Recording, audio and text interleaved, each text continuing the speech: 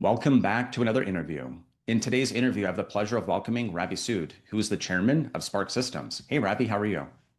I'm fantastic. It's great to be here, Justin. Thank you for being here. And when we first had a chance to meet about a year and a half ago, honestly, Ravi, it was very impressive to hear about your background. And I kind of think of that as like your origin story. So my first question here is, you've built and led companies across multiple sectors: Abraxas, Buchanan Renewals, Jade Power, Gold Condo Gold, and Navina. There are many competing demands on your time and capital. What specifically caught your attention about Spark, and why did you choose to take on the chairman role at the company? Yeah, it was a great question. The first thing that brought me to Spark was the investor group. They contacted me, and the pitch from them was, "This is a great technology. It's been starved for capital." And at that point in time, we had no revenue. We didn't have any sort of commercial activity, but the IP was quite advanced. It was product was in a position where it was being commercialized. It was close to being commercialized almost 9 years ago now. Mhm. And from a capital and structuring point of view, a little bit of a mess. And from a management point of view, it was really structured. It was a group of incredible scientists and researchers and people, and notably Professor Praveen Jain. But it was floundering. Mm. And so because of the relationship with that investor group and the people involved, I took a look at it and I met Professor Jain, and I figured it out pretty quickly that this, he was somebody really special. There are lots of people with lots of credentials in the world, um, lots of brilliant people, but Praveen is, he's the real deal. He's in a category by himself. And after spending time with him, it's easy to say all the claims of the product and it's a new architecture and we do everything very differently and it's faster, better, more reliable. Great. But it just became a whole new level of real for me after I got to know Praveen and just really, fell in love with, everything about him. He's really an incredible individual and really the sort of the magic behind it. And every great innovation, and Spark is a great innovation. It's taking a century-old piece of power electronics that has got incrementally better year after year, decade after decade, and guys have done it better. The mousetrap's gotten a little better over and over and over again.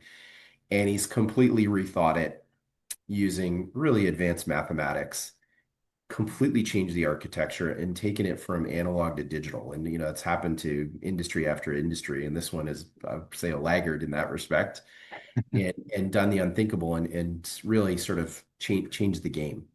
And again, it all sounds great, and that's a very sexy pitch, but is it real? Especially, it's hard to say until you have commercial validation. But anybody who spent enough time with Praveen Jain would be left believing, and that's how I came to Spark, and I very quickly became a believer, and it was for me it was a question of when, not if, and how well could we do this, or how could we do this in a way that's going to benefit all the stakeholders and specifically the shareholders the most. And we tried a few things that did not work before we got on our current path. So it was no straight line upwards, that's for sure. But it was really, getting to know Praveen and really becoming a believer and a fan of his that got me involved with the company. So I really like that answer because I thought the same thing when I traveled to go learn about more about the company about a year and a half ago. And then I went to the lab and I could see how he was just lit up. When he was there with his team, I could see that he genuinely enjoyed the work that he's doing. I don't think that he needs to work. I think that he enjoys it. But I also think that he has a goal for the company that is more than just having commercial success. I think that there's more important things for him, and I think the people he keeps around him are very important. There's a quote that I read I don't know when or where, but it really resonated with me. It was, "You become the average of the people you surround yourself with, so choose wisely." And I think on the same side, I think that Professor Jain might have seen something in you, where he might have seen that I need someone to be my financial orchestrator to help me get to where I need to because I'm an inventor. We don't often see inventors who become CEOs who lead the company from start to actually going to commercial production. So I'm going to sneak two more quick questions in here that I didn't plan for, but it's because of the answer you gave. Brief or long, however you like. So my first thought was, what did the patent portfolio look like when he first came on? Because it's clearly grown quite a bit since then.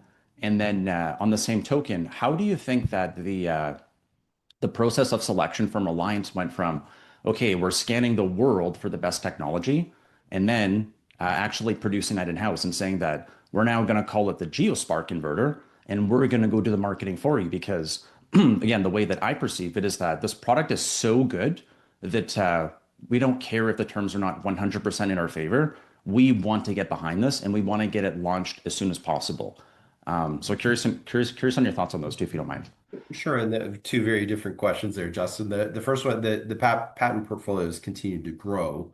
The architecture, when I got involved, was already there. So let's say the core of what Spark is, and this transition to in a completely different approach, that was there. I couldn't tell you how many patents we had granted at that time. Right now it's about 65 with maybe another 10 to 15 in progress, and that'll continue to grow.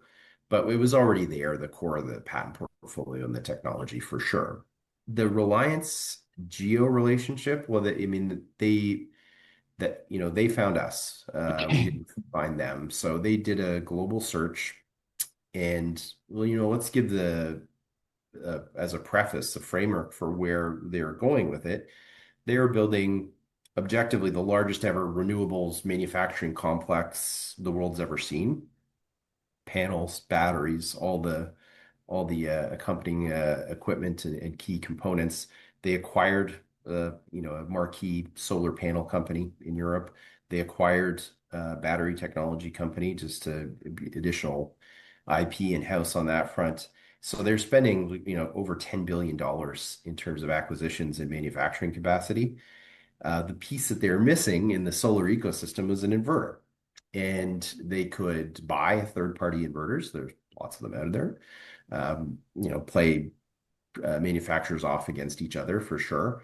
But they also wanted certain functionality. Mm.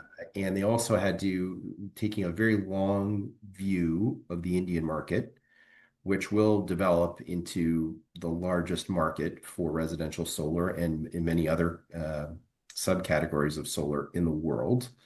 It isn't yet, but Mhm. that's where it's going, just on population, on solar resource, on the quality or lack thereof of the grid in most places in India, and then the continued growth in industry and pressure from the air quality and other aspects, which is more serious in India than in almost any other market. Mhm. That they needed a solution that was going to work for the Indian market. And there's a few things particular to the Indian market. Number one, you'd have to be able to move manufacturing to India with a very important to make in India theme and being supported by tariffs and not allowing cheap imports to flood the market.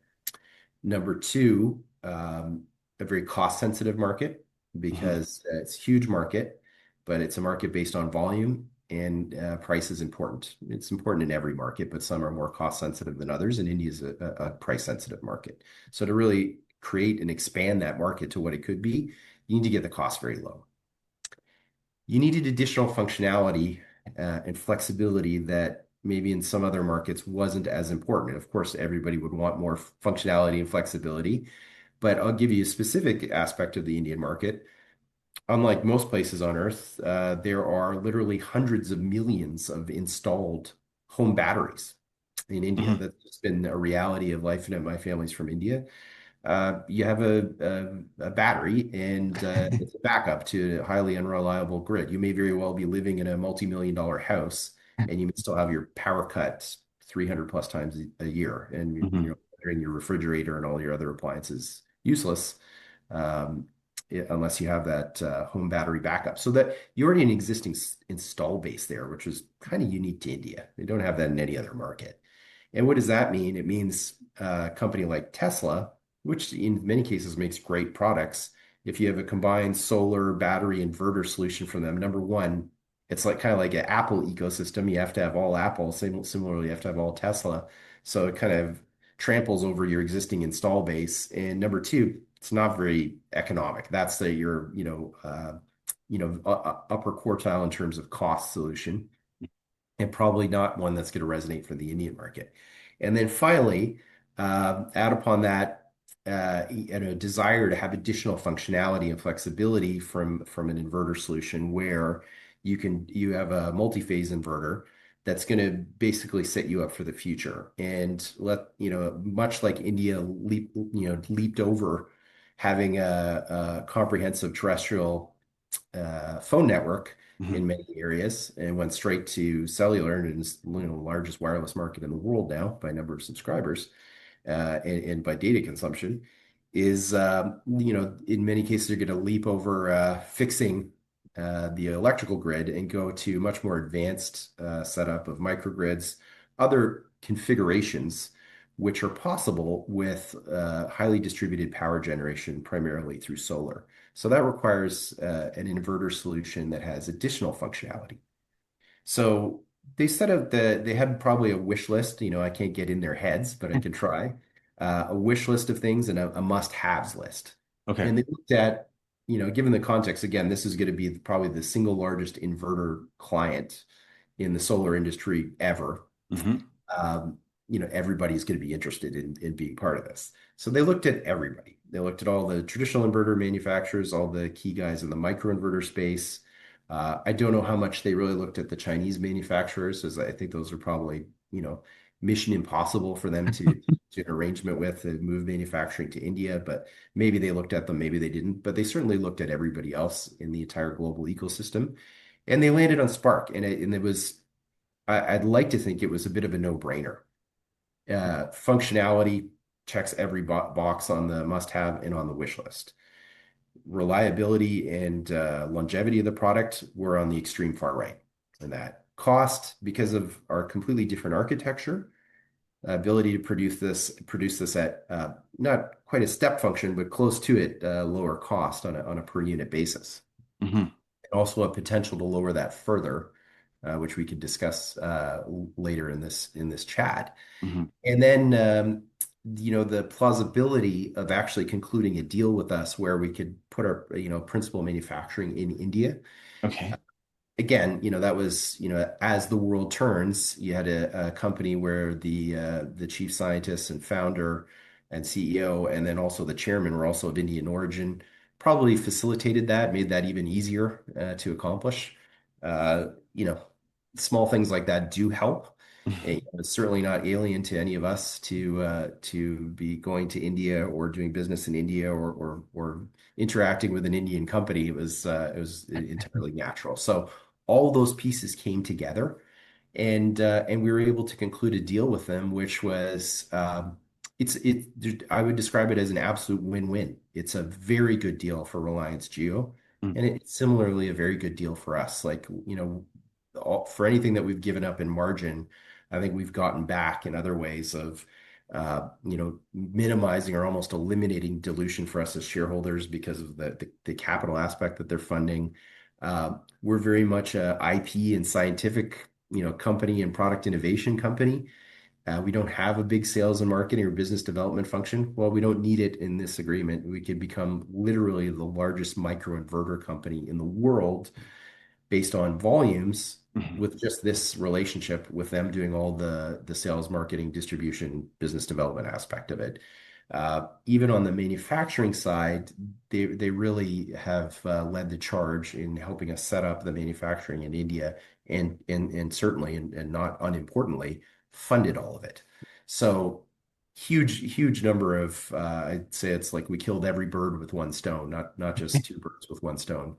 So So like great 10 birds, one transaction for stone. us, but really, I also really believe SPARQ was the only microinverter that would check every box for Reliance Geo. Mm. So it was almost a deal that needed to happen, and it happened. We got it done, and we're truly in motion. That's a very good answer and very descriptive. So thank you for that. As I was hearing you speak, what I heard was kind of what often doesn't happen in business is that when the stars align and you can hit 10 birds with one stone. I think that luck is when preparation meets opportunity.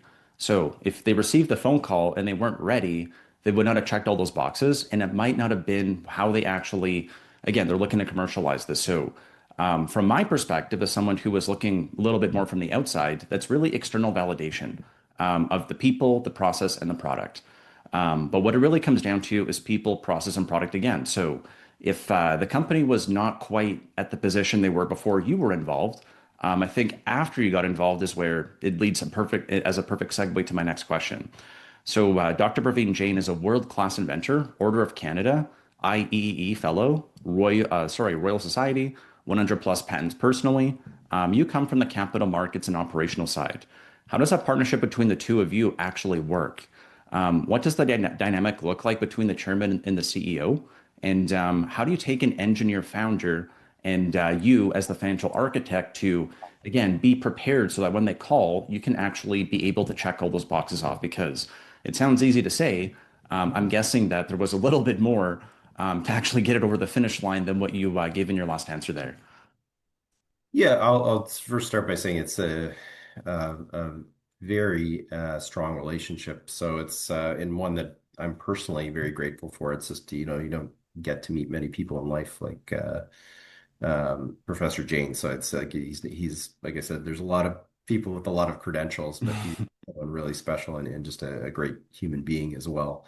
So and also very comfortable sort of trading off in some areas where he's not as strong and relying on others. So he's got no ego to him whatsoever. Very easy individual to work with. However, I will add, he's also financially very sophisticated. So he's not somebody who needs much help in understanding commercial dynamics. Mhm. He's naturally, very good at that aspect of it. So he doesn't need much help on that. I think most of my involvement has really been on capital structure and, trying to help in terms of the funding and making sure that we're doing whatever we can do. Ultimately, the fundamentals of the company, which are driven by the management team and our traction in the marketplace, are what's going to create the value over time. But make sure we're doing whatever we can do to, communicate the value that's being created to shareholders, to the marketplace, minimize any dilution that we have to suffer as shareholders, and make sure as much of the pie is still there. For people at the end of it when all this value is being created and do the best for shareholders that we can. So he's actually responsible for the majority of the commercial aspects, and he's very good at it. So it's very much really the product of Praveen's efforts, not just on the product innovation side, but also on the commercial side over the last several years. So I like that word dilution because I know in the other businesses that you work in, notably your gold company, that is a word that is very important to you, where you want to make sure that you were thinking about dilution in terms of time. I'm guessing money, time, money, effort, energy, all those different things. So having that mindset coming to the table and being more shareholder aware is I think one of those boxes that the company needed internally in order to be prepared for the external validation. So I think I just wanted to sneak that one in there. And then just for fun, like what does it look like when you guys actually like land the Reliance Geo deal? Like what does that conversation look like between you and the professor when you say, all right, we did it, we got it. What does that success look like when you're at the top of the mountain and you look to each other and say, look at what we did. This is incredible. It was far more anticlimactic because it was just so long. And why did it take so long is because it was truly a comprehensive due diligence process Mm, undertaken by Reliance and outside consultants that they used. So mm. there, it wasn't like a concentrated period of work and then yay, we did it kind of thing at the end. That once they landed on SPARQ being the solution that checked all their boxes, it was also a protracted discussion and negotiation to determine the terms that we Mm. would proceed under. And it's a complicated agreement. I think we can explain it pretty easily. and the key aspects of it are quite simple and easy to understand. But as you can imagine, it's complex where with the manufacturing involved and margins and all the terms and conditions and the usual sort of things with say a multinational agreement covering it. It wasn't there was no big popping the cork type of moment, but it was a huge validation for the technology and really again it put us on a path to go from basically zero to being the largest microinverter company in the world by volume in a period of a few years, plausibly. I mean, not sort of a far off dream, and it just completely unlocked the global marketplace. And you can imagine, your microinverter is kind of your inverter in general is kind of the brains of your solar system, and it's a mission critical piece of the hardware. And if you're deploying something, whether it's in a residential setting, relatively small investment, or it's a utility scale deployment, and you're talking hundreds of millions or even billions of dollars. These are things which you can't just open an inverter company and start selling it to anybody. All the people in the whole value chain need to have absolute confidence in the product and the company behind the product. And for us, as a small Canadian company, modestly capitalized, that was a difficult conversation. Like, how do you get into a tier one customer? Well, you need a tier one customer first. So it's a chicken and egg problem. And that's one of the birds that we killed with one stone here is we got the biggest customer in the world. So now we have the tier one customer. We can tell the world they did over a year of due diligence before, and now they're deploying it in mission critical applications, from residential type applications to absolutely mission critical telecom type operations, and it's working. And they have the confidence to do that. Now the whole world and the entire marketplace is open to us. Nobody's going to say, "Well, do you have any customers?" We've got one. We've got the biggest customer. So that was all of these things were all rolled into this agreement. Hmm. And it was a big moment for us, but I wish I could share with you pop the cork kind of moment, but we didn't do it. It was just on back to business. So they like the saying that I heard from Mark Cuban before is you have to crawl before you can walk before you can run. And what it seems like is that you guys were sprinting for so long that you were happy just to make it into the end zone and you said, "Phew, thank God we made it." Yeah. You don't have energy for champagne. Um, just for context here, when we think about Reliance and Geo, Reliance is the biggest company in India, and it is also planning an IPO, which will be the largest IPO in India's history later this year.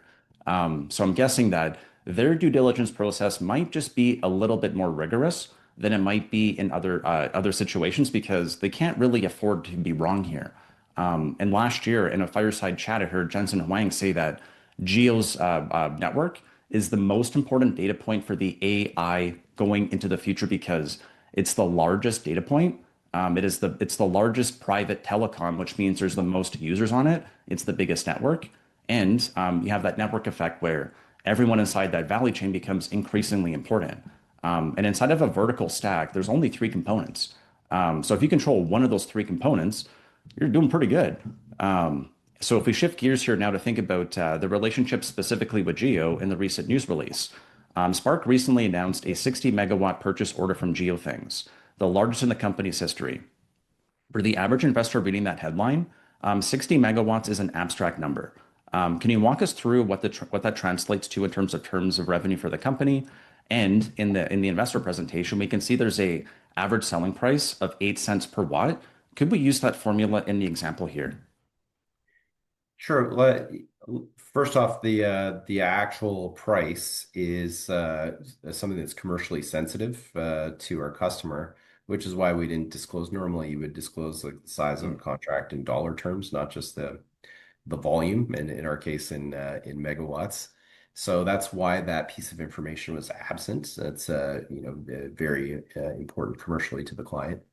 The 8 cents per watt is a very good number to use for where we hope to get to in the next year in costs. Mm. And, even though our revenues go down, if the costs go down, we want that cost to go down because that's what opens up the marketplace. So this is, it's the biggest order we've ever got. It's bigger than everything, we've done in the past put together. So it's a very important order to us for sure, but it's really just a kind of a tip of a very large iceberg. And I would expect, and I'm comfortable saying like we would expect over the 2026 and 2027, successively larger orders, leading to much larger numbers in terms of megawatts and install base, and of course revenue, which you'll see as those units are shipped, it'll show up in our quarterly financials, and the reader can extrapolate and calculate what the unit prices are if they do the work. But it's not something that we're going to be disclosing now or in the near future in press releases. But that is very important because this is the ball's starting to roll down the hill now. This was the first chunky order of 2026, and we have visibility now that to see more to come. And what does it mean for us financially? Not that much. It's as I said, it's a good order, but it's the beginning of bigger things to come. We want to see those volumes go up, and as we get into the few hundred megawatts, it doesn't have to be gigawatts, but as we get into the few hundred megawatts, we can get that unit cost down and improve the manufacturing at scale. That unlocks the broader market. So there's a few applications where they can accept the higher cost. It's not a problem, and we're talking pennies per watt. I mean, it's not huge numbers, but in the really large mass market in India, the residential rooftop and commercial markets, this very cost sensitive. So we want to get those volumes up over 2026 and into 2027, and then get those unit costs down, and then really start to rock and roll with a much larger addressable market in the gigawatts or even tens of gigawatts. So thank you for that. And I appreciate the context because I know that there are certain constraints that you can and can't discuss. So I appreciate what you're able to share. One thought I have that might be an easier topic for us to discuss is that when I look at the deck, and like you mentioned, there's different tiers.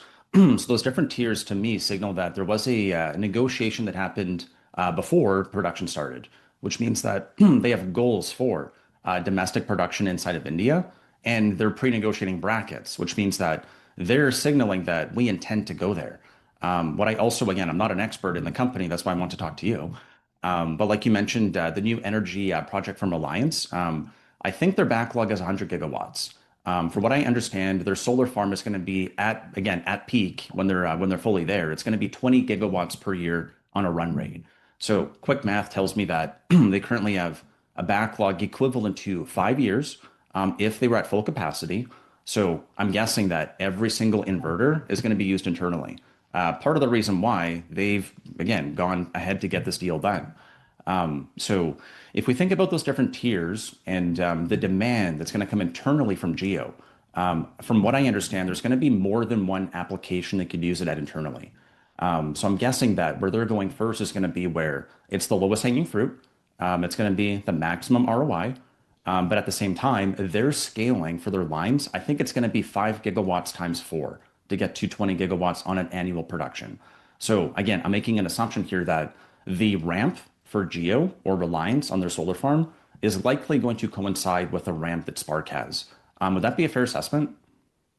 I think it's not unreasonable. And Geo, which is the unit of Reliance that owns their wireless business, that owns their new energy business, and is the unit that's going public this year.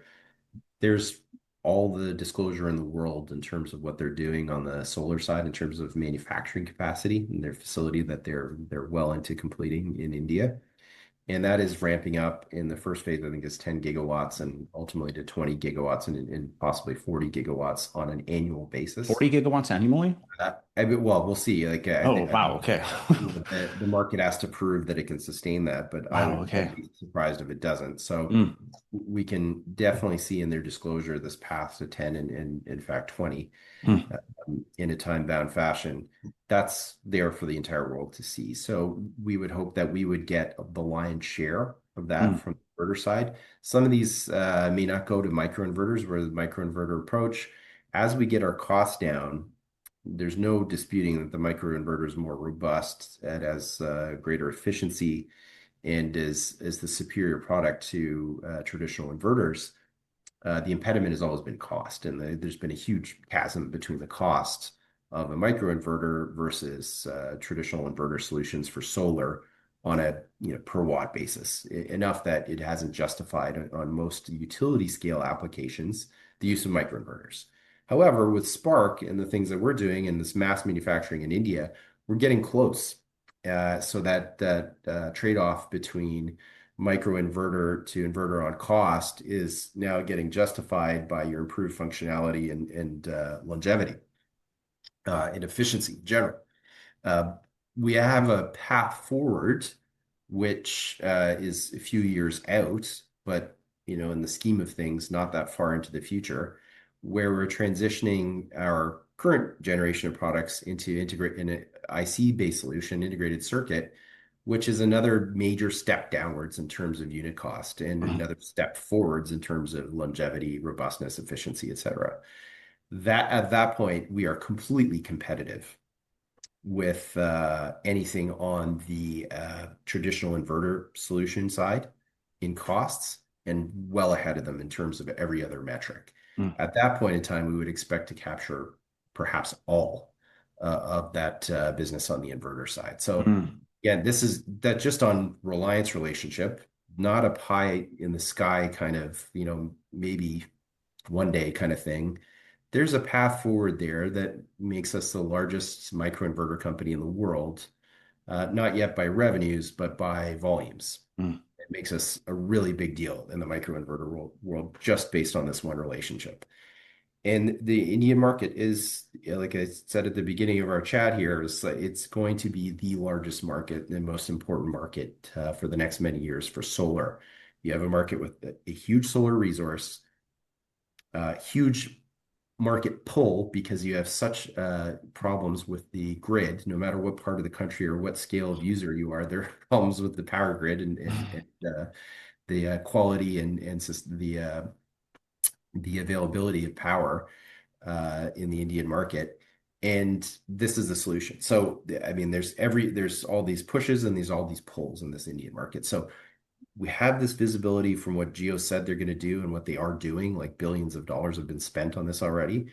And we're still, like I said, that's why we look at this first order that we put out to this customer as a tip of a very large iceberg. And for the first time, really, we've started to get comfortable that we have some visibility on where we're going over the next 24 months in terms of volumes. Great answer. That definitely helped me for context as well. And what this reminds me of is what I've heard Mukesh Ambani say during that same fireside chat with Jensen Huang, where he said that we have to think about first principles.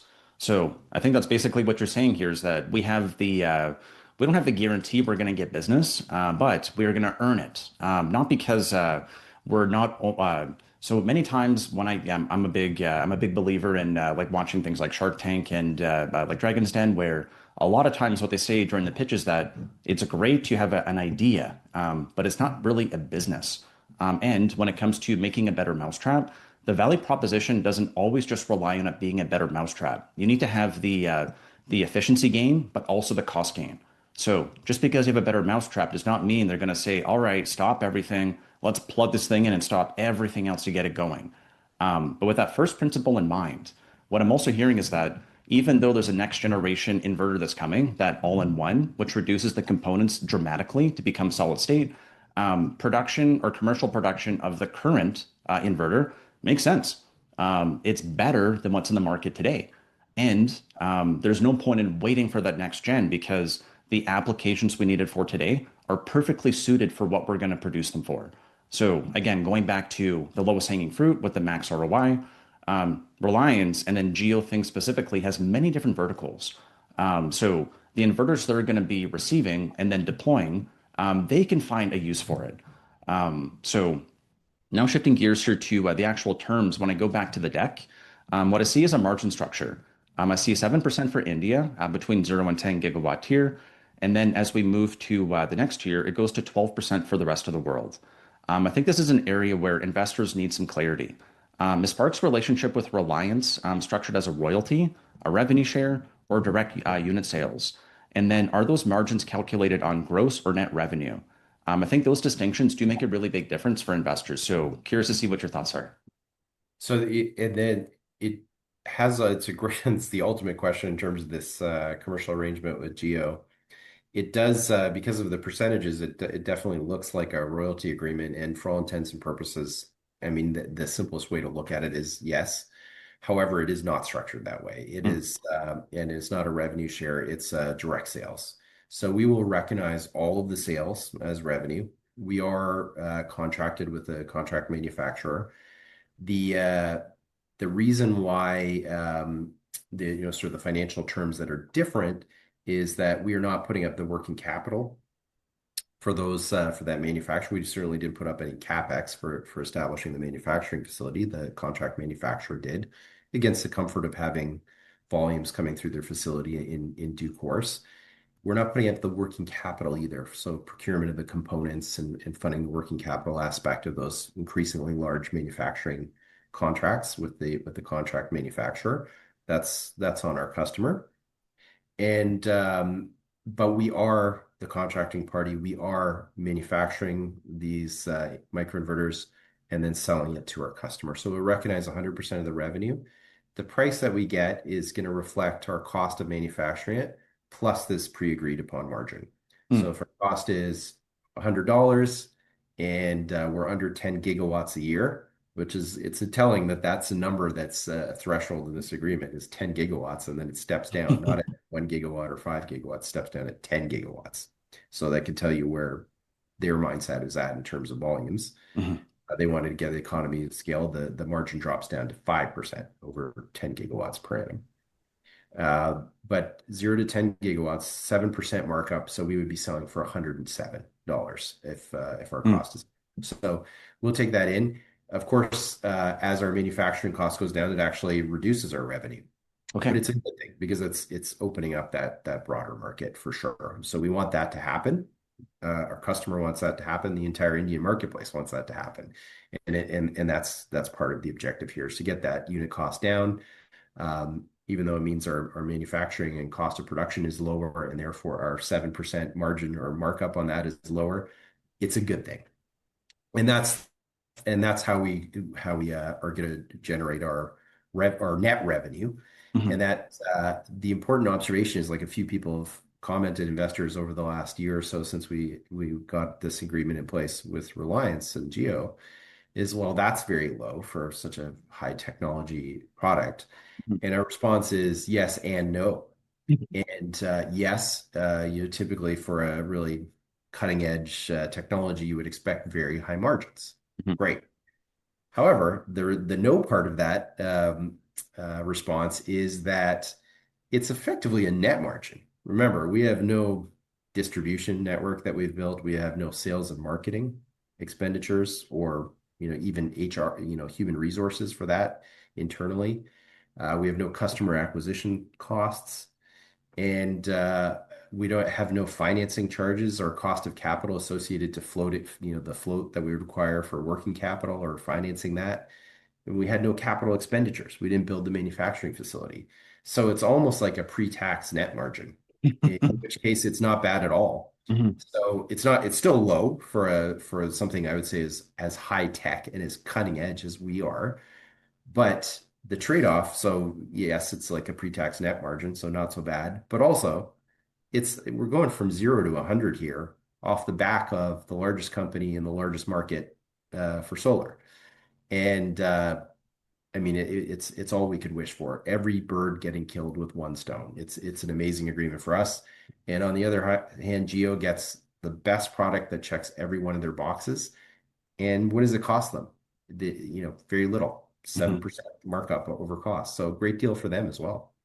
So I'll repeat back what I heard, and you can correct me if I'm wrong if you don't mind. So what I heard is that and it's one of my next questions. So if I don't get everything that I need, I'll ask the next one. So like you said, $100, nice round number, make it easy. to me, again, I'll use my words. What this sounds is kind of like a licensing agreement where we are going to give you the license to go produce this item. We're going to call it the GeoSpark inverter, and we're going to add a fee. Again, whatever you want to call that fee is what the contract says, what a layman could say might differ. But what it says is that we're going to add 7% on top on the gross. And then we, after our overhead, we are going to make our net income from that revenue. So that's the way that I understand it. And the fact that they're going out so aggressively to market this GeoSpark thing means that you don't have, again, using that first principles, you don't have to go create the demand. The demand is there. It's incredible. Not only have you bagged the biggest customer in India, the biggest company, the biggest IPO, in the most important market, they've said that we are going to burden all of the cost on here. We will put all of that onto our cap table. So when we think about the headline versus the net, which means what the company actually benefits from, I think there's a really big difference there because having that idea or the business potential is not the same thing as actually being commercially viable. And I think that the cost for Spark to do this internally, and to actually get to be able to produce these things, might have meant that they might have had the first mover advantage, but they might have been left in the dust by the time the actual next iteration comes out. So I'm just wondering if I got anything wrong there, or if you want to add anything. No, that's absolutely right. And the way you've characterized it, it's the simplification of it is probably a more accurate way to look at it. It won't match the accounting because the accounting will be as I sort of explained it, which is full revenue recognition and then and show a profit margin. But it's actually more informative the way you've Mm. articulated it. And your final point about, we couldn't buy, we could spend the same amount of money, but it's not if IBM is telling everybody this is great technology and they spend $100 million doing it, or I spend $100 million saying it's a great technology, it's not the same. So we have the single biggest company, the single largest brand, the largest wireless network operator in the world, not just in India, rolling this out. It is a trusted brand. It's a household name. And it is, you can't purchase that. It's impossible. There's no amount of money that you could spend to replicate that. And we're benefiting from it. And the fact that they've included our name in the product is fantastic for us. So if you go to this question like, well, what if, at some point they acquire another inverter company or, is there some other way that they can move away from you? Well, it's in the name. It's the GeoSpark inverter. It's yeah, we're joined at the hip. Yeah. One more thing, Ravi, too, is I'm thinking about how you fit into the picture here. The reason why I had you on is that the comment earlier about dilution. Maybe another way to think about this is like non-dilutive financing, where we are getting the same result as if we went and raised a F ton of capital to get to where we want to, but we have the surety of not having to burden or shoulder that capex, which means that this really, again, like maybe if we think about it in simple terms, is kind of like another way to think about non-dilutive financing. Would you agree with that? It is, and there's more to it than that in terms of the execution. So one of the failures, and I've been involved with a number of fantastic Canadian technology companies over the last 30 years. I've been on the board of a few of them and been an investor in many others. Is a lot of difficulty transitioning, and why that is a totally different discussion with no definitive answer, but there's a number of theories and explanations to it. But they've had a difficulty transitioning from great tech, great startup to, you know, big global company. Mm. And that's management style, access to capital, sort of culture around growth and ambition around it. Much more suited to, let's call it an American Silicon Valley kind of situation where for good ideas with good people, unlimited, truly unlimited capital, and take over the world kind of mentality. Quite different than our more humble Canadian approach to things. So I've seen time and time again, like difficulty on situations where I'm more intimately involved and those where I'm more tangentially involved, making that transition. Often the best exit is for those companies to sell, Mm. uh, to a global technology company. Not the worst thing in the world. Usually you get a good price and everybody does well. And maybe there is money left on the table because if they could make that transition and go from millions in sales to hundreds of millions or billions, the company would be worth exponentially more. But that's a whole different management execution calculus. And for us at SPARQ, we're very much a company of scientists and product creators, and it is what it is. So there Mhm. is a path forward to transition and add sales and marketing, business development, more built out management infrastructure, if you will. It's much easier to do that incrementally and do so from a position of strength off the back of an arrangement like this Reliance Geo arrangement. So that gets us material revenues, indeed, even profitability, and a lot of marketplace credibility without having to do those things first. So huge de-risker across the board. Now, fast forward 12 months, 24 months, and we're showing big revenue numbers. We're showing maybe, decent profitability. We're showing huge volumes in terms in, putting us in the top five and globally in microinverter volumes. What kind of people can we attract to SPARQ on the management side then? What kind of sales and marketing Mm. folks? What kind of brand development and business development folks can we attract? Totally different universe.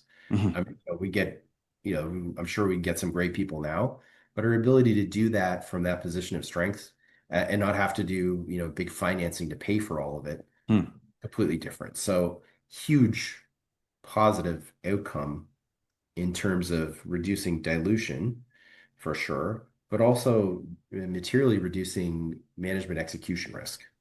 And it's, sounds like, okay, well, you just hire sales and marketing guys. It's a cultural change for a company. It's easier said than done. It looks very easy on a PowerPoint, and in practice, not easy at all. Yes. It's a really so sorry to jump in here. It was a really interesting comment you just had there because, like I said, I came to Toronto to learn more about the business about a year and a half ago, and during the luncheon and the pitch, Muhammad was actually sitting beside me, and as I got to know him a bit better, what I realized is that he's wearing multiple hats. He was then, he is today. So what it seems like is that we want to think about more. We want to think about how we can get more out of less, which is what you have to do with the Indian mindset, where we want every employee to be able to shoulder the burden of more than one responsibility until it warrants actually having that specialty person there. It's kind of the same thing with the dollars, where we want every dollar that we deploy to be working as if it was $10. That's how you get 10 birds, one stone. So as I segue to my next question, we'll just keep that in mind. The deck mentioned projected profitability in 2026, which happens to be this year. In practical terms, roughly how many megawatts of orders need to be fulfilled before the company reaches its break-even point? Because as we mentioned before, that is the milestone everyone looks for when they are actually going from, hey, we need to raise a lot of money to now we're going to get an ROI. We were able to kind of leapfrog to that desired outcome or the profitability by basically getting a shortcut or a hack. So what does that look like between where you are today and being cash flow positive? And then just as a little side note, I also mentioned that there's guaranteed minimums inside the deck, and it looks like they actually grow with the projection for Geo. So I'm wondering how all that fits together here, please. So a number of points there, a number of interesting ones to hit on. The first one I'll touch is the minimums. So there are minimums in the contract. They are modest minimums. We're already going to be through them. So it's not really an important part of the equation anymore. So we'll be through those, and I think we're comfortable saying that. So that's not really going to come into play. In terms of the precise point for breaking even, you could look at it just round numbers. Like you'd have to know exactly what we're selling the product for, which we're not disclosing and due to commercial sensitivity to give the exact answer. Mhm. But I could say if you look at the last 2 years and comparing it to this year in terms of what our burn rate is, just in with our staff and current operations, it's kind of round numbers, not exactly, about 5 million US dollars a year. And so we'd have to offset that with margin from if we were just going to assume it's just this one commercial relationship, that kind of kicks in anywhere around the 400 or 500 megawatt region. So Okay. that's where we kind of cross the line and are self-funding. We may very well want to spend more as we, accelerate our research and development and product development initiatives. But that's kind of where the break-even point is right now. And the prices will move up and down and will be hopefully lower actually, which will compress our margin, but as the volumes are going like this. And that's what we expect to see in 2026 and certainly beyond, but we have some degree of visibility for 2026 and 2027, and we're increasingly comfortable with those numbers. Okay, so I'll do what I did in the previous question, where I'll repeat back what I heard, and you can correct me if I'm wrong, because what I'm often thinking about is the person who's watching the video who doesn't have a chance to sit in an interview and ask the questions like I can, or who maybe doesn't have the time and patience to go through the deck, read everything, but also understanding that I know you have constraints you have to work within. So I'll try to do my best here, and I appreciate they're actually giving us all the context you can. We mentioned some pretty big numbers here. We talked about gigawatts. We also talked about how there is a benefit to non-dilutive capital raises, which is the way I'm going to characterize this. The way I also think about this is that the way they were going through and actually negotiating the terms, there's two parties at the table, which means that both parties have to think about what's my desired outcome, or what is the value I'm going to get from here, and what are the terms I'm able to ask for versus what I'm able to actually settle on and have that compromise. So when I see the hurdle, they get the profitability. We can think of it two ways. We can think of a timeline, and we can also think about in terms of a megawatt number. When I look at the other customer or the other partner, what I see is that it's not that they want this to succeed. They've acted as if it is already a success. It's already in their pipeline. It's already being marketed. And with the biggest IPO for the biggest company in India, I think that nothing in life is a guarantee, and there's forward projections we have to keep in mind here. But with all of that in mind, I see an incredible opportunity here. So it's part of why I want to be involved. And thinking of it that way, again, in simple terms, did I get that right, or do you have anything to add? Absolutely, and it's one of the major messages I want to convey is that Spark is a big deal, and the the market for our product and where it could be in 5 and 10 years is even much bigger than this. But just you can see all this numbers in the public disclosure for Geo where they think it's going, and the capital investments that they're making. They're real numbers. They're billions of dollars that they've already spent on this, so they believe it, that this is the direction, the kind of trajectory that they have. And the next question was, well, how much of that are we part of? And we think we can be part of a big chunk of it, and maybe even most of it, as we continue to innovate the product and get the unit cost down. So all of that is correct. I would agree with all of it. And then the next leg of it is like, where do we go beyond that? And then off the back of really enabled off the back of this fantastic arrangement, mutually fantastic arrangement with Geo, that lets us take our product to the next level, prove it with a tier one customer on multi-gigawatt scale in mission critical scenarios and situations, so that it's nobody questions it in any marketplace around the world, and really go to a completely different level altogether. So paraphrase something that Bill Gates had said, which is people are always surprised at how long something new and big takes Mhm. to fruition. They underestimate how long it's going to take, but they also underestimate how big it becomes when it gets there. And I think that's very much going to be the case with Spark and our microinverters. I really like that answer you gave, because it's similar in economics where, again, I don't know who it's attributed to, but things often take longer than you think to actually happen. But then once the wheels are in motion, it happens faster than you possibly think. So if you're an insider and you can see what the industry is doing, it's a much different perspective than someone looking in from the outside. And Yeah, I'll give you another one. okay, please. Anybody who knows me knows that I'm fond of another paraphrasing of, in this case, Ernest Hemingway. Mm. And in this case, it's a reference to bankruptcy, but not what I'm going for here is, how did it happen? Very slowly at first, and then all of a sudden. And that's, There you go. Yeah. and Spark is a decade and a half in the making. So And it many has dollars. happened very slowly. Yeah. And now we're in the all of a sudden part. And the all of a Mhm. sudden is the good part. And for those who've been able to stay long, stay on the roller coaster, and still have a seat, we're in the fun part right now. So this is, the all of a sudden happens. Everybody's going to be surprised, I think, over the next several years at just how big it can become. I'm going to say one more thing because I really liked earlier when he mentioned the Mission Impossible thing regarding the Chinese inverters because as we're reading about these inverters, they actually have kill switches inside of them. So I think that the Mission Impossible thing is really notable there. But the way it relates to Spark is that again, from my perspective, what I'm looking at is not just they have an IP fortress, but they also have to make sure that the partner who they are choosing to go commercially produce this is going to be trustworthy. So, thinking about the negotiation terms from Spark's perspective, they were also able to negotiate minimums, which means that if we choose to pursue this business venture with you, you have to make it worthwhile for us that if we meet minimum benchmarks that now we internally, again, I'm going to extrapolate this. These are my words that if we're able to hit a certain number, again, roughly 400 to 500 megawatts, again, back of the napkin math, not going to be held accountable. That projection is roughly, again, if I eyeball it, that's roughly what I see for the guaranteed minimums, which means that the terms that Spark was able to negotiate might even be better than people fully appreciate. And the story might be underappreciated because it takes a minimum amount of effort to go extrapolate these numbers. So that might be the reason why, again, maybe the market might be underappreciating the story. And it takes a little bit of work, which most investors are just not prepared to do.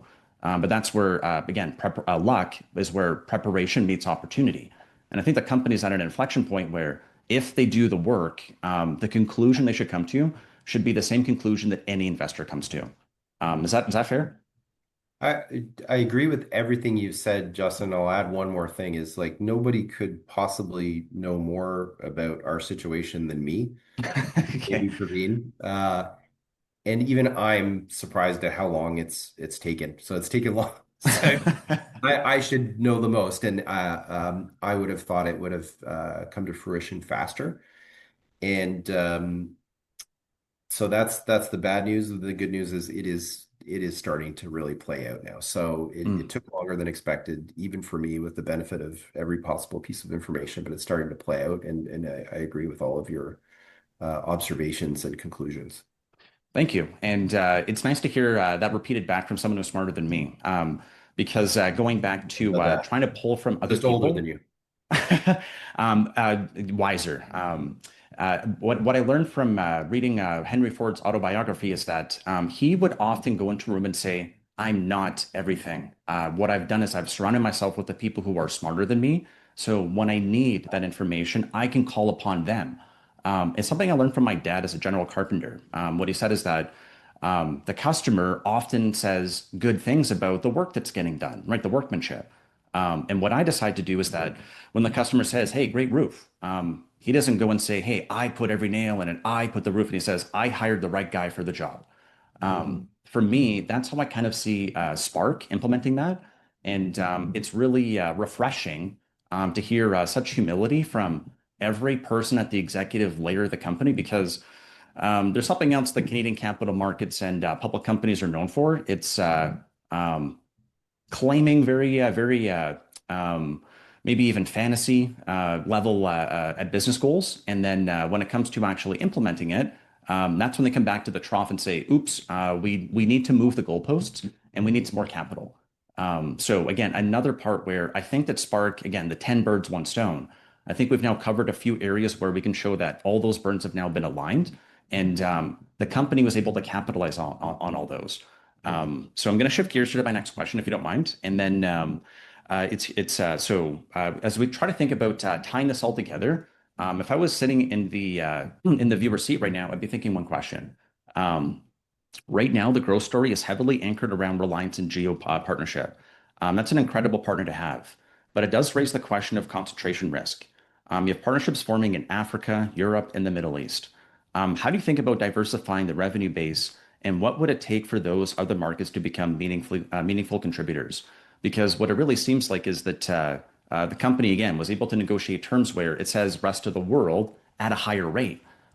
So to me, intrinsically, what that means is that during the negotiations, they were discussing not just the domestic market, but the world, which means global domination. Yeah, it's so there's a various very important takeaways from that. So first of all, we do have this manufacturing setup in India, which is now working. We've got the gremlins out of it. It's at beyond commercially acceptable yields. So it is fully functional. And as we're, responding to the current orders and expect, continued orders of, increasing size, we'll continue to scale up that manufacturing capability in India. It's very low cost as well, and that cost is coming down. So while it's still a modest margin at 12%, it's a very good option for us to get into other markets, at least ones where there's no trade barriers of importing goods from India, where we can get it in on a very cost competitive basis. And for manufacturing for those margin or for those markets, we keep a healthier margin, and it just gets us into those. So how do we move the needle, or do we even want to bother to move the needle? I think it's yes. The answer is we do want to do that, and it's important for us in terms of value creation. Couple reasons. As a standalone public company, 100% concentration in one customer, we will receive a discounted multiple. Full stop. If we had five big customers at 15% each, and then 100 small customers, we go from one multiple to a much higher multiple. No question about that. So that's important as a standalone company. What if we're in a position where Reliance Geo wants to acquire us? They acquired the battery company, they acquired the panel company, $700 something million. They paid for that one. And if they're hitting 10 gigawatts and maybe even beyond that in terms of volumes with us in the coming years, they're paying us a lot of money contractually. It may very well make sense unless our stock price is a lot higher for them to buy us. Mm-hmm. Not the negotiating position we want to be in if they are our only customer. Is that's going to be this price. If we have five other material customers, it's going to be this price. Full stop. For every way you slice this, it makes sense for us, both in terms of valuation as a standalone or as an acquired company, and just our revenue and just general diversification to be in more markets. No question. What don't we have right now is a global sales and marketing force or business development team. Like I said a few times in this chat, we can build that incrementally off the back of this relationship now with Geo, and the fact that we can say we have the biggest customer in the world. And, there's no question now about the viability and the commercial acceptance of our product. It's proven. So we can incrementally go into these markets.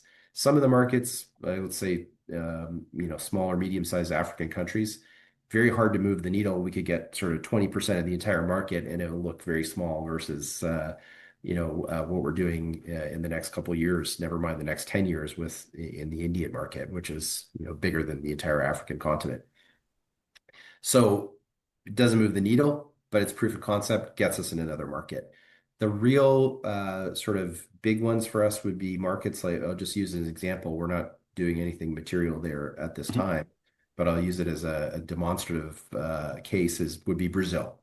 Very large population, a lot of the same push-pull kind of drivers as the Indian market, where you have good solar resource, depending on where you are in Brazil, different quality of grid reliability and availability, and good economics on the solar, where it's just going to make dollars and cents sense to implement solar.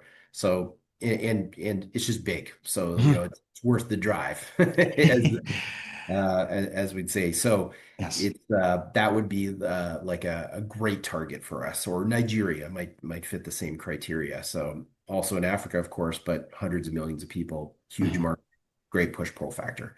So those are all there, and some of them you can initially supply from India. Some of them they justify setting up domestic manufacturing. There'll be incentives.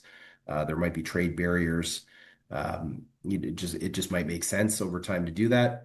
It'll be a different calculus in every scenario. So that's something that we're spending a fraction of our time on right now. We're really just focused on making sure that we deliver everything. We have the golden goose, we don't want to mess it up with the Reliance Geo relationship. But yes, we're in the coming couple of years, you'll see us in other marketplaces, and some of them will be small, and maybe we can find another really great one, that nothing can touch India. We're in the biggest and best market with the best company in that marketplace. So it's hard to outdo it with Act Two. But hopefully we can get something that has similar dimensions in another important market. Mhm. So I'm going to tie in a few metaphors here, and if you can just bear with me till I get to the end, it'd be appreciated. So what you said is that things often take longer than you think, but this also goes to the GOAT or the greatest, the great, who's Wayne Gretzky, where you need to go to where the puck is going, not where it is. And at the time when you were negotiating these contracts, it might have seemed intuitive to you internally at the company that we have to have these key milestones or benchmarks in our critical path to get to massive production where there's going to be natural touch-ins or discussions with the partner where they're going to have to internally see whether or not they want to see us externally go somewhere else. Or if they now want to have that conversation, like you mentioned, is it worth us to potentially look at acquiring? Again, not that that's a guarantee, but it's one potential outcome. Or that we want to go with them and do the commercial rollout globally at a higher margin rate. And those things were baked in from the start. So from someone inside, oftentimes they're so close to the story that they don't fully appreciate what someone on the outside might see. So that's something that I recognize is that there's these natural touch points where I think both parties kind of know that there might be a right of first refusal, but there's no guarantees. So what the terms in the contract are the terms in the contract. But both parties have their own motivation to make sure that it actually gets to as big of a story as possible. So if now we segue that to my second last question here, and again, thank you very much for your time. I really do appreciate it. I know you don't do a lot of these public appearances, and I am a bit of a nerd and a bit of an enthusiast when it comes to the silica or sand to solar integration. And the two things you mentioned as it relates to India, that's Reliance's words that they've used recently. And in Brazil specifically, there's a similar story happening where origination internally might be different than where the ultimate goal might be for distribution, where they can originate all of the power inside of those markets. They happen to be in a place where there's a lot of sun, a lot of domestic demand, but also there is the demographic where they're a young, growing population that has hundreds of millions in both markets. And where they're going to go to is the same thing. They're building for tomorrow. They're going to where the puck is going. And they both have trade barriers, including imports, yada, yada. But recently, Lula and Modi have actually met, and they've started a strategic partnership for critical minerals, which go into almost everything. So, kind of tying that all together, now I'm going to jump to my next question here. So, one thing that stood out to me is that it appears that SPARQ has solved one of the hardest problems first. Again, first principles. They've solved the hardest problem by manufacturing at above a 99% yield. In my last interview with Professor Jain, I think he mentioned 99.5 yield in India. Arguably the most demanding market from a cost and scale perspective. The deck shows that the production line model is designed for replication. So for investors, can you describe what the expansion playbook looks like from here? Is it essentially a copy and paste within the Geo and Reliance ecosystems and into new geographies once a new partner is in place? Absolutely. So we have had the experience in the past with contract manufacturers. So I'd say this was a major milestone, achieving those commercially viable and indeed, attractive yields from a manufacturing perspective. Clearly, I mean that was a major milestone. However, we were very confident that we would get there. It was just a question of when, not if, because we'd achieved that previously with two other manufacturers. So we knew there was a path forward, and you got to get the gremlins out of and every situation has got its own peculiarities and idiosyncrasies, and we got there. So now it is exactly a cut and paste in terms of replicating number of lines. And so there's a few other bottlenecks on testing, which we're also working on streamlining those with our manufacturing partner. That will improve over time. Maybe it's just a bit of a constraint. It won't be in the future, and it would just be cut and paste as we're addressing. We got all the kinks out on the first line, and now we can do the Control C, Control V type approach and expand it. Similarly, we can take this approach. And again, every situation is going to have its own idiosyncrasies. We might have to use slightly different components depending on what the marketplace is and what's available, tariff regimes. That aspect's changing rapidly, as we all know. And then we'll have slightly different gremlins to get rid of each time, but we'll get there. So short answer, cut and paste at this point and replicate that in other markets for sure. I think I think that's the order of the day for us is the first thing is get those volumes up, and we've taken out, we've de-risked that. Thank you very much for that answer because for me, it definitely helps to clarify some things. I just want to sneak one more in here too. So, from what I remember, the last news release from Geo and Reliance was for 30 megawatts. So, this is an order of magnitude, which basically means it's a doubling. So, it appears as if there is some scalability already baked into here. So, if now the production line is now in a copy and paste, and modularly, I look at the new energy project from Reliance, it's the same thing. It's 4 times 5 gigawatts to get to 20. So they need to get to their first 5 gigawatts before they can go copy paste, copy paste, copy paste. And then internally, like you said, if potentially they could go to 40, it's just another copy paste. You now have the blueprint to print infinite money and infinite energy.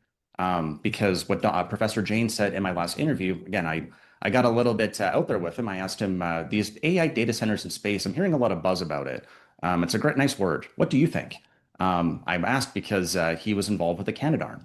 And what he basically said is, I love the humility that he had as well. He said that I might not be fully up to speed in the science anymore, but it doesn't seem wise to me to go build all these things, shoot them off into space when if we solarized India, we could power the whole world. Maybe that's part of the reason why this might be one of the most important markets. And then just to sneak one more thing in here, and then I'm really curious on your thoughts. There's this website called, I think it's submarineundergroundcables.com, where the whole world basically is similar to how we laid fiber optic all around the world.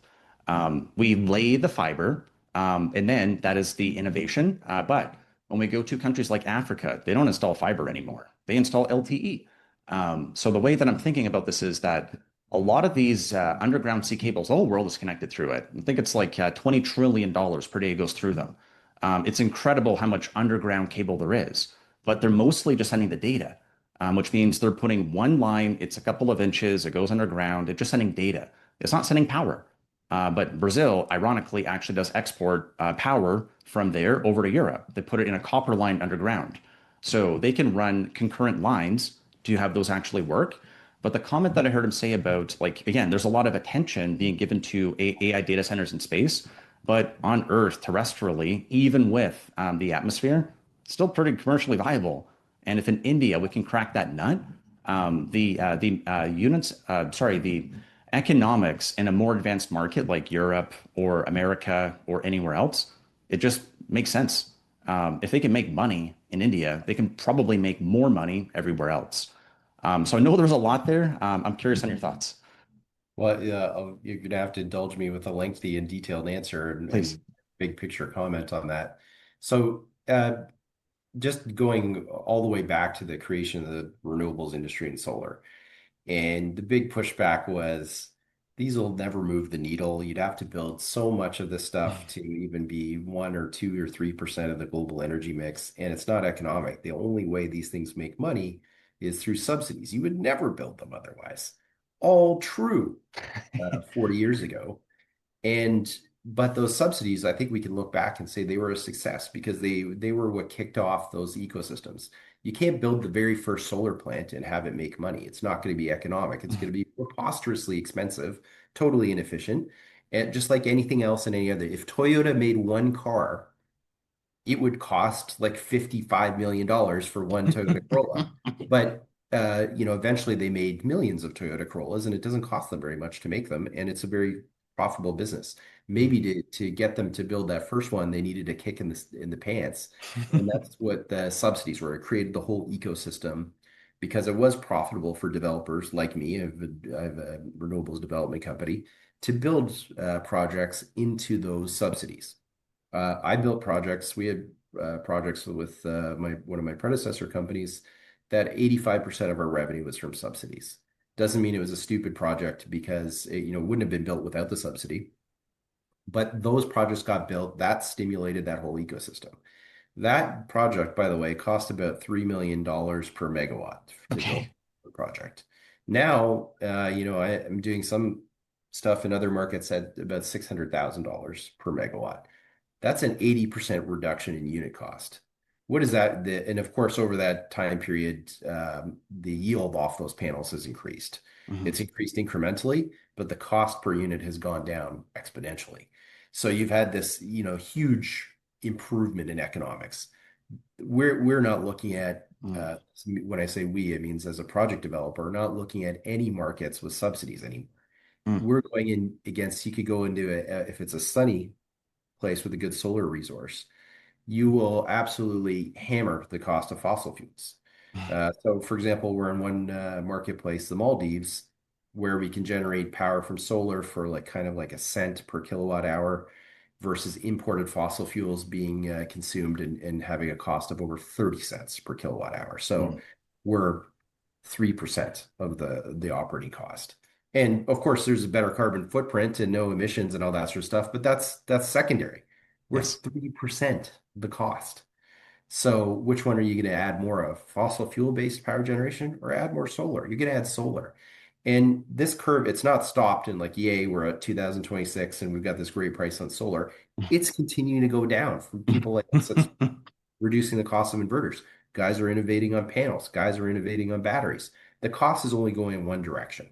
The economics are therefore only going in another direction, the opposite direction. Mm. And so reductio ad absurdum, like take this forward, not 100 years, take it forward 5, 10, and 15 years. Most of the new power addition around the world will be solar. And Elon Musk says it all the time.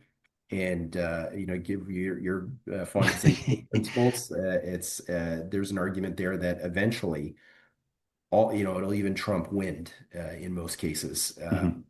Some places it's not sunny, so Mhm. you're not going to put solar panels there. You're going to do something else. But on Yes. the places that are sunny, and to some extent we could transport that power to places where it's not sunny, not all. We're going to generate our power from solar. So being the most important inverter company, and inverters are going to be an important part of every solar installation is a very big deal. But you got to indulge me on one further big Please. picture thought is like look at what our customer is doing um, with telecom towers. Now they're taking a telecom tower, mission critical. They're all connected to the grid, but the grid goes down. You got to go to your battery backup. You got to go to a diesel generator, and then maybe you run out of diesel at some point and it goes offline if your grid's down for too long. Usually it doesn't happen. Your cell phone in most markets working all the time. But that's a configuration every cell tower pretty much everywhere in the world has. Well, what if we can get rid of most of that hardware, get rid of the diesel backup in the case of any new towers, put solar panels on your tower, which is already sitting there anyways. You already have the real estate, you're up there. Put a battery, which is going like this in terms of price, and put a multi-phase inverter that could charge your battery when you have excess power from solar. You can run your tower off of solar instead of buying power from the grid. So you now turn it to free. Well, how about you have so much sun in a certain market that you're actually now selling power into the grid when you have your battery fully charged and you're generating enough power to run your tower and you have excess on top of that. You've just turned a cost center into a revenue center for your Mhm. cell phone towers. Why did 90% of the cell phone towers in the world will eventually be running with solar panels and with microinverters and batteries on them. Mhm. Full stop. Uh, every car, it's electric vehicle. Let's for not 25 years in the future, 5 and 10 years in the future, we're going to have microgrids everywhere. So you're going to have your electric vehicle sitting in your garage. Your battery might be fully charged, and you might be have peak power prices in your neighborhood because everybody's home from work and turned on their air conditioner and their washer dryer and whatever. And your microinverter decides that it's smart to start selling power from your battery in your car to the grid because you're going to make money off of it. Mhm. You charged it for 5 cents, and now you could sell it for 28 cents. Mhm. I'd love my car to do that for me. Great. That's happening. That's going to happen. So every single vehicle is going to have a bi-directional inverter. And that's going to, whether it could be the important parts of that, functionality, number one, longevity and robustness, unit cost. Is we're going to put one in every single car, every single battery around the world. These are all important things. So this is more of like it's not like okay we can sell 10 gigawatts eventually in the next few years with Geo. I think we will, and I think that's great, and it means our share price is much higher. But that happens. What if we're in, every electric vehicle in 5 and 10 years? What if we're in every cell phone tower around the world in 5 or 10 years? All these things are going to happen. There is going to be an inverter, and we see the landscape. There's every reason to believe that it could be us. Like that could be Hmm. us, and we have the credibility off the back of this geo relationship. They looked at everybody in the world and they picked us. So, I would be surprised if we make it to see all these things because other companies, including our customer, might see that too Hmm. and see the value and say, why are we paying these guys so much? But the potential there is just so enormous. It's such a basic building block of the electrification of the world, digitization, electrification of the world economy that the potential is almost limitless for us. So that's where we're going, and but the basics of it is the costs are just going to keep going down. Everything all those people said that was bad about renewables in the 1980s, the 1990s, even the 2000s, all correct, Hmm. but all now irrelevant because that was all part of the buildup to create this new ecosystem of a totally viable technology. The costs go down and the economics go up. So, since you couldn't help yourself, I can't help myself either. I think you've tied together a lot of principles and a lot of different geographies, which to the average person who does not have time or the attention or the desire to go learn about all these things, you've just tied together some pretty big things here. So, part of what I appreciate about what you have is that you have a broad-based experience in terms of seeing companies at different stages, different industries, different geographies. I think that's part of what I really benefit from as being an executive assistant for almost 10 years. I worked at many different companies. I worked in many different industries, including the biggest casino company in Canada, Great Canadian Gaming. I also worked at Hub International, the third biggest broker in North America. I've worked for an electrical contracting company, the biggest one in Vancouver, and yada, yada, yada, many other companies. What that provided to me was that by being in the executive role of assisting the executive, sort of like the CEO, to make their decisions, I was feeding them all their information to make better decisions. And that broad-based exposure helped me better understand the contrast between all these things. I think that's kind of what you alluded to there. And your involvement with other companies, like you mentioned, Maldives, well, there's wind and solar. So the fact that certain geographies will just be naturally more receptive to a base load and then eventually to your relief just makes perfect sense. And like offshore wind could eventually, again, get plugged into a cable where origination might be different than the destination that justifies that local build in terms of where it could go after. Floating PV, right? That could be used as well. But then I just want to tie together two more quick things here. So I really liked what you mentioned regarding EVs because in my research, like in Japan, specifically, what they're doing is that they don't have the capacity as much to actually have these backup. So if there's an earthquake, say, again, BYD just has one specific use case that I'm familiar with.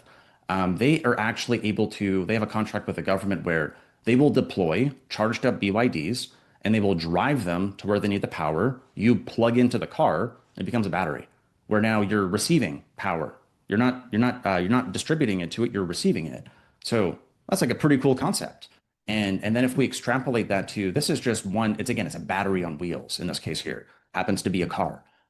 We can install those huge, massive battery energy storage systems, say at a port or say at a commercial site where we are originating power. But if when with an energy management system or energy as a service, we can internally harvest everything we want, but then we redistribute it to the grid when we don't need it anymore. It doesn't just go idle like the oil where they just shoot it out of the ground. All right, we stuck the straw in the ground, we got lots of oil, we'll just burn it off. That's also very innovative. But then to tie it back to India and specifically with the stack you guys are building, as I was going through and looking at the GeoSpark marketing, something I noticed is that the way that they label this is a a daytime energy backup. So they're calling it a base load for daytime. And again, from my understanding, the way that it works is that if there is, say, a rolling brownout or there's a power outage, what they're going to do is they're going to allow a certain portion of that to be used by the customer. Then they're going to push the rest back to the grid, which means that for every panel that Reliance installs, residential, they're actually increasing the reliability of the grid, whether there's a battery or not, because the extra can just go right back to the grid. You can keep your fan on, you can keep your fridge on, but we're going to keep the rest. And that might be part of the formula that Reliance is using in order to make the economics make sense, again, in the toughest market where they're able to say, here's your energy solution, which is better than what you have today, because India is burning a lot of oil to produce their baseload. So eventually, that baseload could literally be just a daytime baseload. It's not a 24/7 baseload, and it is built to purpose. So I And know there was a importing a lot lot of there. fossil I'm just curious. fuels, importing a lot of fossil fuels to for mobility and fueling vehicles and other applications. Whereas if you have a made in India ecosystem of solar panels, batteries, inverters, and Mhm. you're just harvesting sun that's hitting you on the head anyways, it's the efficiency and the internalization energy security from that is just it's night and day. It's a completely different situation. And that's look at the who are the two largest importers of energy in the world, China and India. Those would be the two largest markets for solar going forward. I mean, for a combination of obvious reasons, but the energy security outcome from that is not insignificant. It just totally changes. And the efficiency. We pull out oil out of the ground in some remote corner of the globe, send it somewhere else to be refined, send it from that somewhere else to wherever else you're filling up your gas tank. That's nuts. It's an unbelievable system that we built. That's amazing that it functions and it functions at such low cost and with such efficiency. But why don't we just like put solar panels on my house and power up my car? And then when the power prices are a little bit higher, my car is gonna, I don't want to, if I had to think about it, it would never happen. But if my car just knows to do it because my inverter is doing it for me, and monitoring the situation and it knows that the price is gonna boom and just sell it in, so it'll level out, it'll just smooth out energy prices, it'll reduce energy and security issues, like have profound geopolitical outcomes as well, which over time would be they'll be very disruptive initially, but over time would be very positive, I dare say. Huge. Look, and that's where we're going. But again, all driven from the fact that the costs keep going down and the economics keep going up. And it's, anybody who's saying, wow, these tree hugger guys or global warming isn't real, it doesn't matter. It's Bill Clinton. It's the economy, dummy. It's dollars and cents driving it. If it's cheaper to generate power locally through solar than by importing energy through fossil fuels or any other means, we'll do the cheaper one. And oh, by the way, it's like, profoundly positive outcomes in terms of emissions, pollution, all that sort of stuff. Believe it or not, doesn't matter. It's the economics of it driving it. Full stop.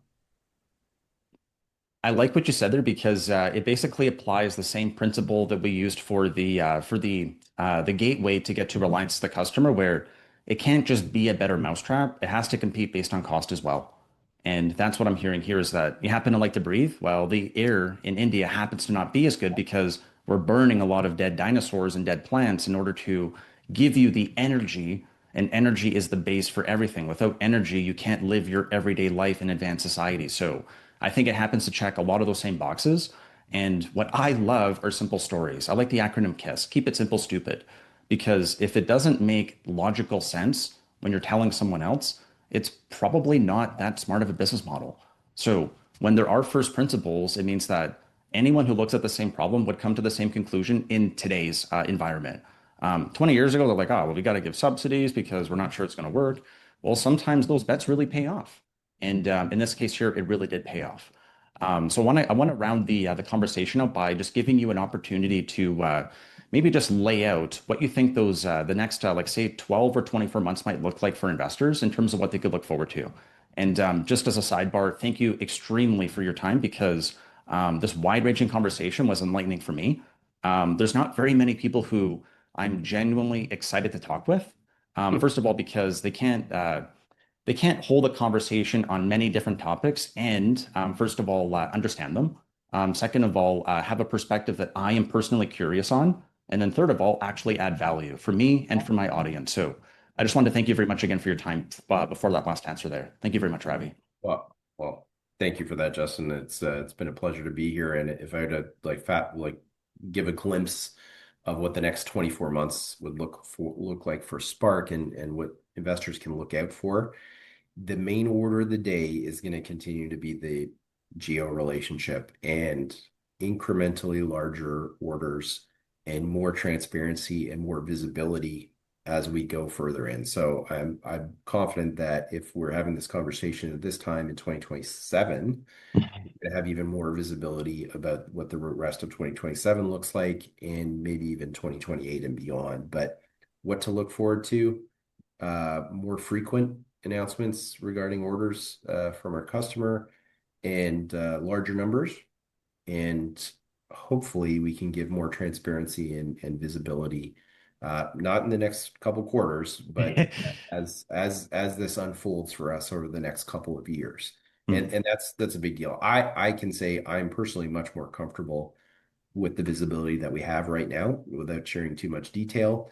Things are more clear to us than they've ever been in this relationship. We're always totally confident that the pot of gold at the end of the rainbow is there. It's like really big numbers, huge volumes because of the process that Reliance Geo has undertaken to, first of all, do the deal with us, but also the capital investment and the brand investment that they've made in their whole push into new energies. Like it's happening Mhm. when, not if. And Mhm. now the when is starting to become more clear. Thank you for that, Ravi. And in concluding here, like I said, very wide-ranging conversation, very enjoyable for me. And I think for the audience, if they made it all the way until now, I think we've kind of done a lot of work for them to give them the next steps in order to fully understand and appreciate the story here. And just in closing, just for the audience, please make sure to read the description for full disclosure details, including that I have been engaged by the company for corporate communications and that I am an active shareholder. And with that said, thank you very much for your time, Ravi. And if in the future we can have another interview, I think myself and the audience would really appreciate that. So thank you again for your time today. Thanks, Justin.